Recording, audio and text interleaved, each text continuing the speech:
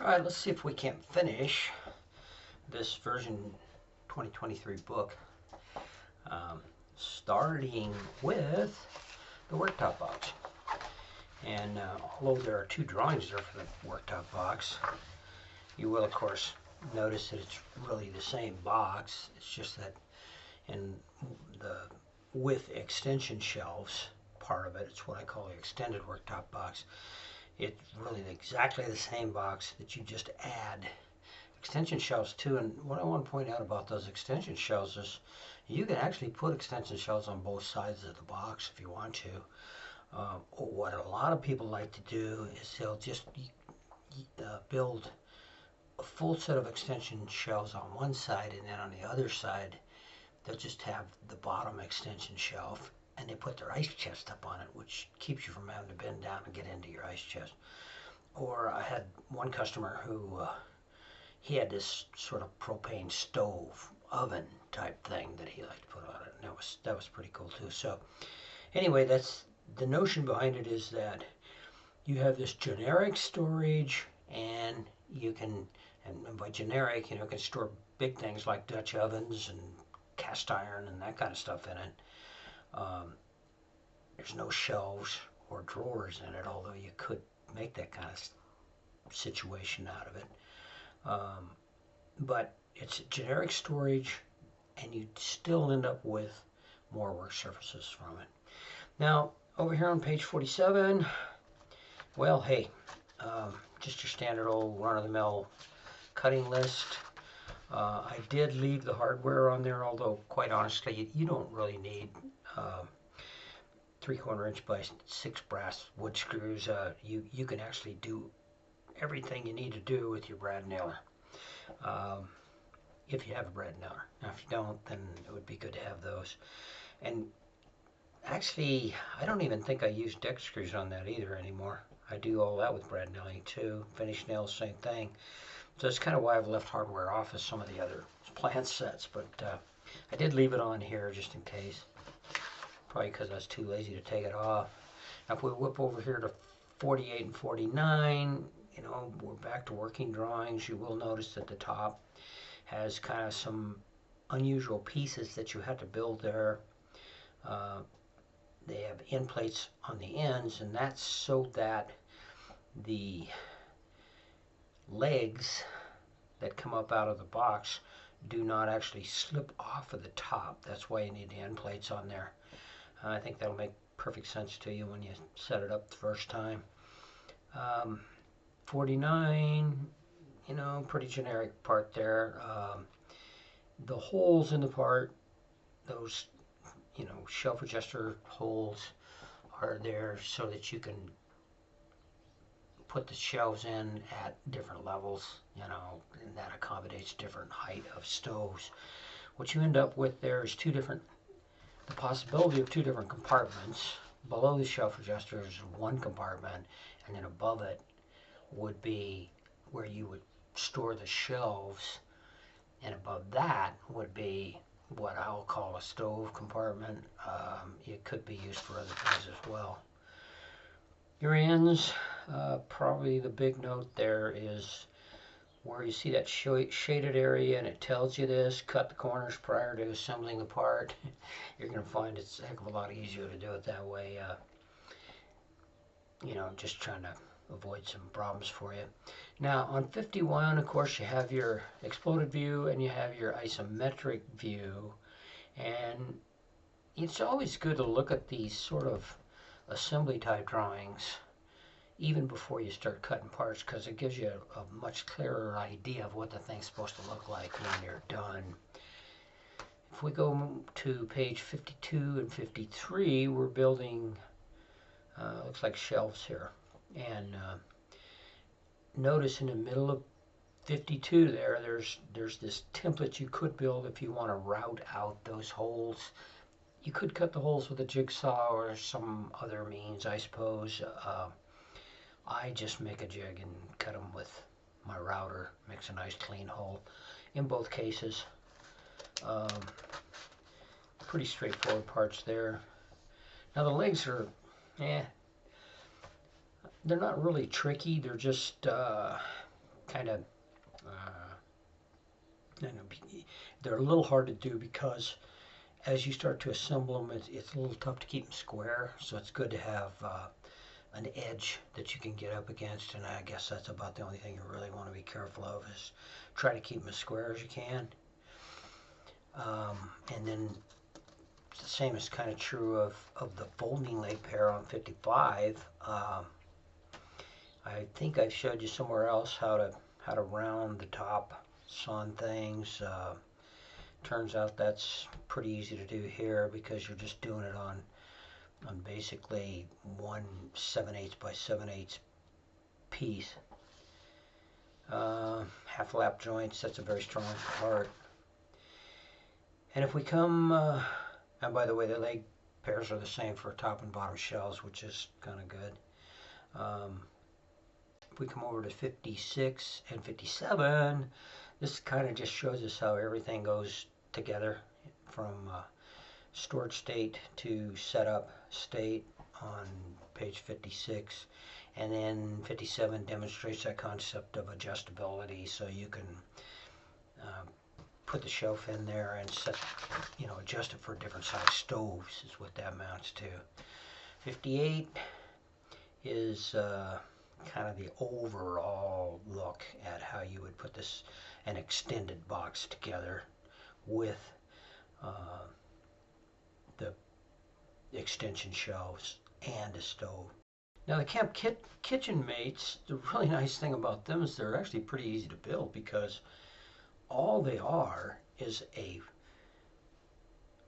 Grubby 1, the main box of a Grubby 1, and a worktop box that's been slightly modified. Mostly the top on the box has been slightly modified to accommodate a leg pair, is pretty much the way that goes. Then you have a shelf that's been modified to accommodate a leg pair as well. If we go to pages 60 and 61, well, that's how you build your leg pairs for Camp Kitchen Mates. And then if we go to 62, that's how the leg pairs fit in the top on the left and then the shelf on the right. And it's kind of a busy drawing, but actually it's really two drawings. It's how the shelf and top leg pair work, and one of them's on the left and the other one's on the right. And then 63 is just kind of a series of drawings that shows you how the whole thing sets up. The swivel support, how the swivel support works there in the middle, I think that's shown in other places in this plan set as well. It comes in really handy anytime you use a swivel support to do a shelf of one kind or another. I really like that device. It's really cool because it's pretty versatile. Can set up for a lot of different types of shelves. But anyway, that's how the whole thing sets up. By the way, this is probably the box I most use nowadays. If I'm out for several days, this is the configuration I tend to take because you have 2 boxes worth of storage. I will also have a folding table with it though too. Alright, that brings us to a mini grub, which is a wonderful little vacation box, and it's what I take. This is the configuration I take when I'm only gone for a couple days. Maybe I'm running over to Nutrio to see my buddy Brad or something like that.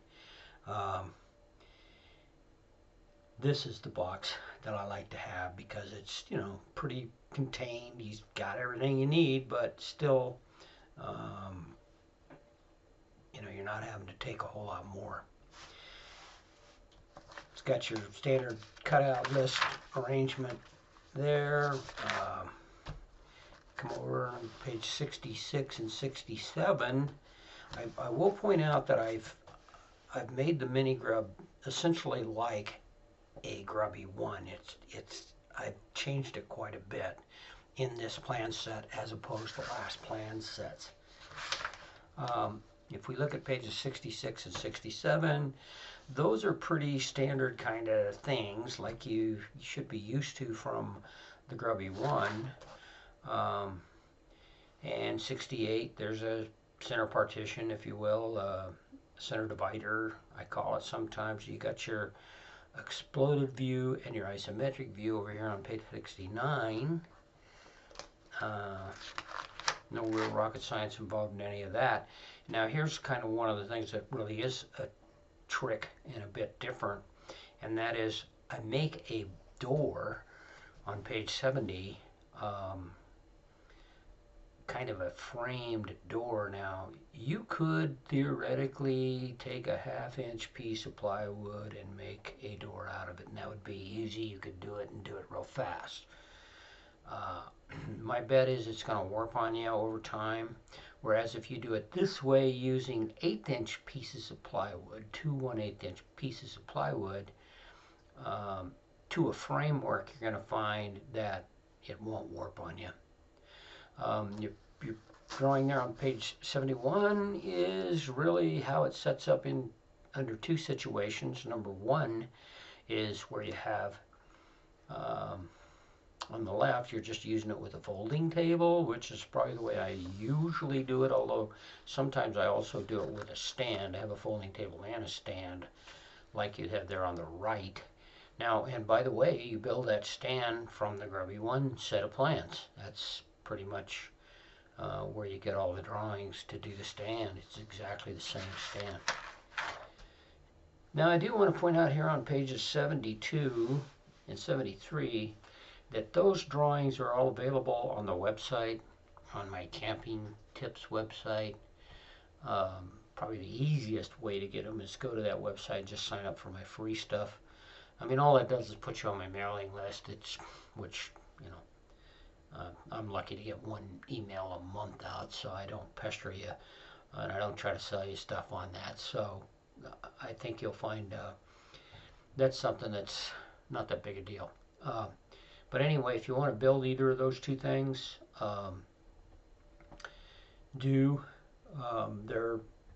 there's a lot of room to kind of modify things and adjust the designs to your own needs. Got a note here on how to finish and how to laminate. Of course, I have videos on all of that. I think you want to watch all of that. And then there's kind of a party note from me. Now, one thing I do want to point out to you, this could change. This is the current location of the Blue Sky Kitchen customer service website. My plan is to give people 1 year's access to that website. I figure if you can get things built in a year, that should be right. It kind of almost motivates you to try to get things built. But after that, you might find it changes. And I may even have a separate fee where I charge you to get back into it if you haven't done it in a year or so. And honestly, a lot of people are like me and procrastinate and put things off. So, you know, I guess the good news is you will be able to get back in it, but it might cost you a little bit. I don't think it'll be much, 10, 15 bucks. So just get them done in a year and you don't have to worry about it. Last page here. Look, you can never have too many skills when it comes to camping, and I know a lot of you are very adept already at doing that kind of thing, but there's some things that perhaps you haven't even really thought about. I do really, really appreciate it when you go to my Camping Tips website and just sort of snoop around a little bit and see what's on each page, and I'll bet you find something there you hadn't thought about before. And then the same with my YouTube channel.